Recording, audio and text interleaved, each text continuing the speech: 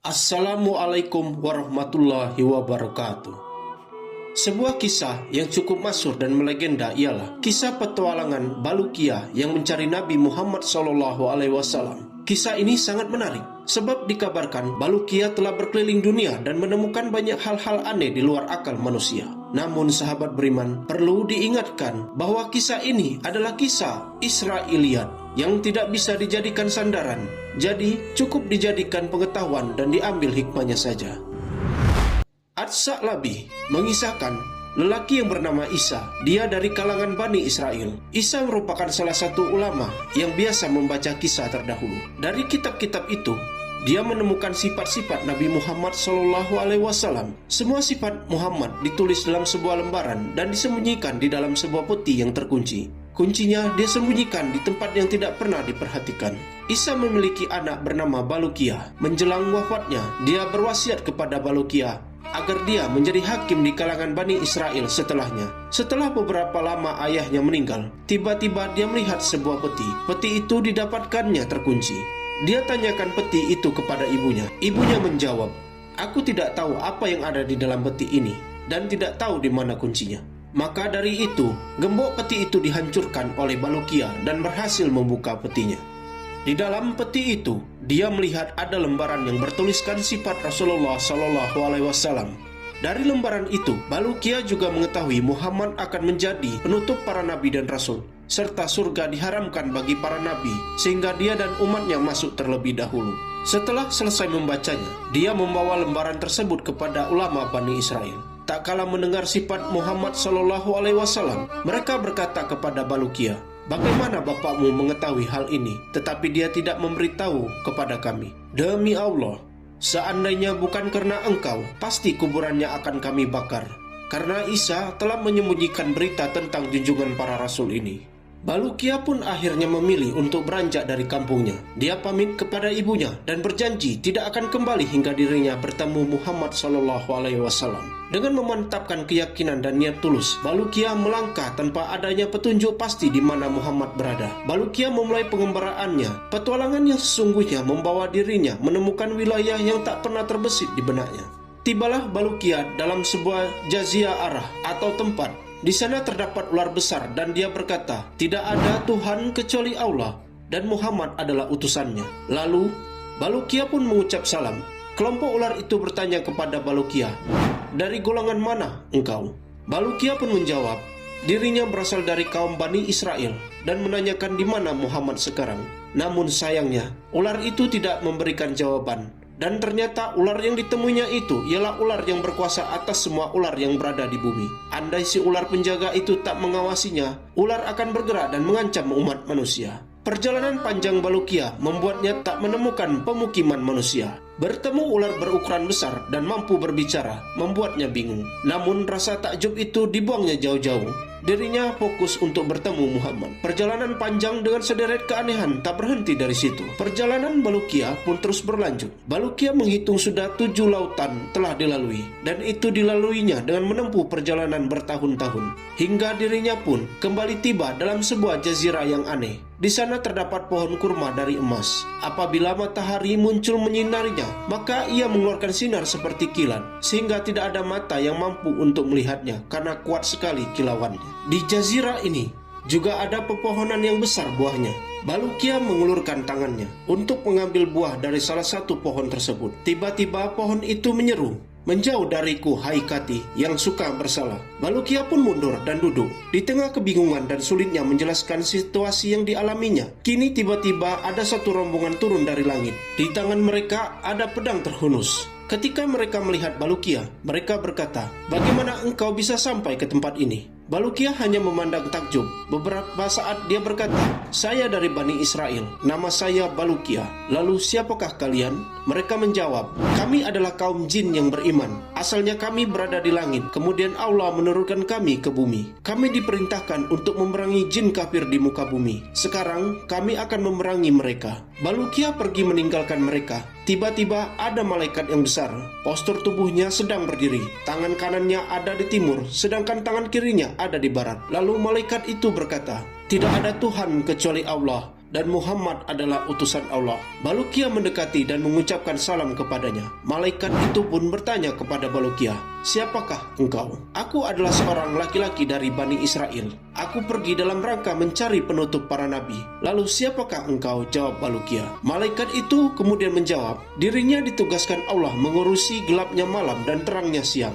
Lalu Balukia berkata, "Apa dua baris yang ada di keningmu itu?" Dia menjawab, "Dalam dua baris tersebut tertulis tambahan malam dan siang serta pengurangannya. Aku tidak menahan malam kecuali dengan ukuran yang ditentukan." Balukia terus melanjutkan perjalanannya. Tiba-tiba ada malaikat yang sangat besar lagi. Dia berkata, "Tidak ada Tuhan kecuali Allah dan Muhammad utusan Allah." Balukia mengucapkan salam kepadanya. Malaikat itu pun menjawabnya. Balukia bertanya tentangnya. Lalu malaikat itu menjawab, "Aku adalah malaikat yang ditugaskan menangani angin. Aku tidak akan melepaskan angin kecuali atas izinnya. Aku menggenggam laut. Seandainya tidak demikian, tentu semua yang ada di muka bumi akan binasa." Keanehan demi keanehan, Balukia mencoba terbiasa dengan lingkungan yang dihadapinya. Semangat untuk bertemu Nabi Muhammad SAW sangat menggebu-gebu. Hingga akhirnya Balukia tiba di Gunung Ka'ab. Gunung itu terbuat dari yakut hijau. Ia mengelilingi dunia seluruhnya. Karena pancaran sinar gunung tersebut, langit terlihat berwarna biru. Allah Subhanahu wa Ta'ala menugaskan penanganan gunung ini kepada seorang malaikat. Apabila Allah hendak menguncangkan sebagian bumi, Dia memerintahkan malaikat tersebut untuk menggerakkan lapisan yang tersambung dari belahan bumi tersebut ke Gunung Ka'ab. Apabila Allah hendak menenggelamkan sebuah desa beserta isinya, maka Dia mengizinkan kepada malaikat itu untuk memotong lapisan kampung tersebut dari bumi. Kemudian Balukia bertanya kepada malaikat itu, "Apa yang ada di belakang gunung ini?" Di belakang gunung ini ada 40.000 kota selain kota-kota di dunia. Kota itu terbuat dari emas dan perak. Tidak ada siang dan malam. Penduduknya adalah para malaikat yang tidak pernah lelah bertasbih kepada Allah, jawab sang malaikat. Balukia kembali bertanya, "Lantas apa yang ada di belakang kota-kota itu?" Dia menjawab, "Di belakangnya ada 70.000 hijab atau penghalang. Setiap hijab besarnya seukuran dunia. Tidak ada seorang pun yang mengetahui di balik hijab itu kecuali Allah Subhanahu wa Ta'ala."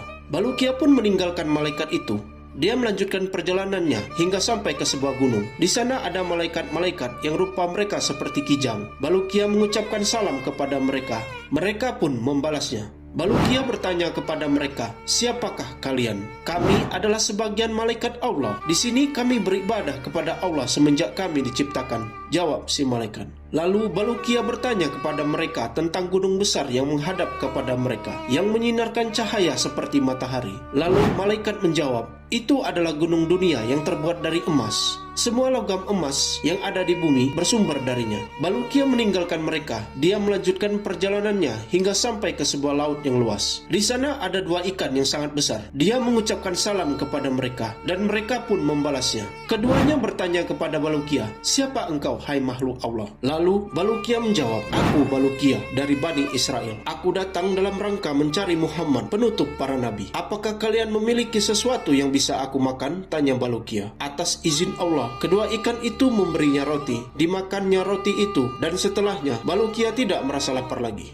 Selanjutnya dia melanjutkan perjalanan lagi dan sampai ke sebuah jazirah. Di sana Balukia melihat seekor burung yang sangat besar, indah rupanya, dan memiliki sesuatu yang bisa membuat akal tercengang karena keindahannya. Burung itu ada di atas sebuah pohon, yang di bawahnya ada hidangan, yang di atasnya ada ikan yang dipanggang. Balukia mendekati burung itu, mengucapkan salam dan bertanya, "Siapakah engkau?" Burung itu menjawab, "Aku adalah salah satu malaikat yang ada di surga. Aku diutus oleh Allah mengirim hidangan ini kepada Adam dan Hawa ketika keduanya berkumpul di Gunung Arafah. Keduanya telah menyantap sesuatu darinya. Lalu Allah menyuruhku untuk meletakkan hidangan tersebut di sini, dan aku berdiam diri dari dekatnya hingga hari kiamat," kata si burung itu. Burung itu melanjutkan perkataannya, "Allah juga memerintahkanku untuk memberikan sesuatu kepada orang yang datang ke sini." Maka Balukia memakan sesuatu dari hidangan itu. Akan tetapi, tak sedikit pun hidangan itu berkurang. Hidangan itu seperti kembali keadaannya semula. Balukia bertanya kepada sang burung tentang hidangan itu. Burung itu menjawab, "Sesungguhnya makanan dunia akan berkurang dan berubah bila didiamkan, sementara makanan surga tidak akan pernah berkurang dan berubah." "Apakah ada seorang yang pernah memakan hidangan ini?" tanya kembali Balukia. "Sudah,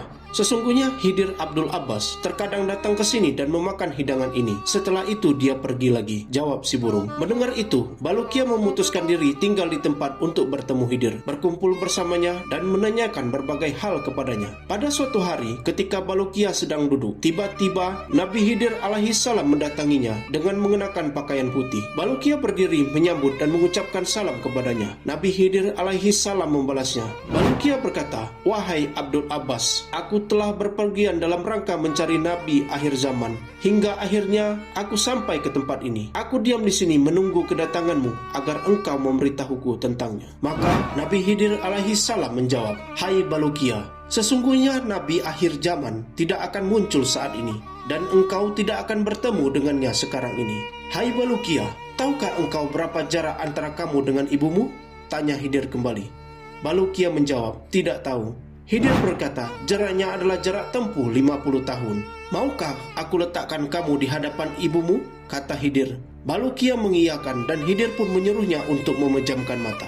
Bulukiya berkata, "Aku pejamkan kedua mataku. Aku tidak tahu apa-apa kecuali ibuku telah ada di sampingku. Aku buka kedua mataku. Lalu aku mengucapkan salam kepada ibuku dan mengatakan kepadanya." Kedatangan Bulukiya membuat ibunya terkejut. Pasalnya, ibunya melihat seekor burung putih telah membawa Bulukiya kembali ke sini. Lalu, burung itu menghilang dengan cepat. Sejak peristiwa itu, Bulukiya menceritakan semua kisahnya kepada ibunya. Kemudian dia pergi kepada Bani Israel dan juga menceritakan hal yang dialaminya sepanjang perjalanan.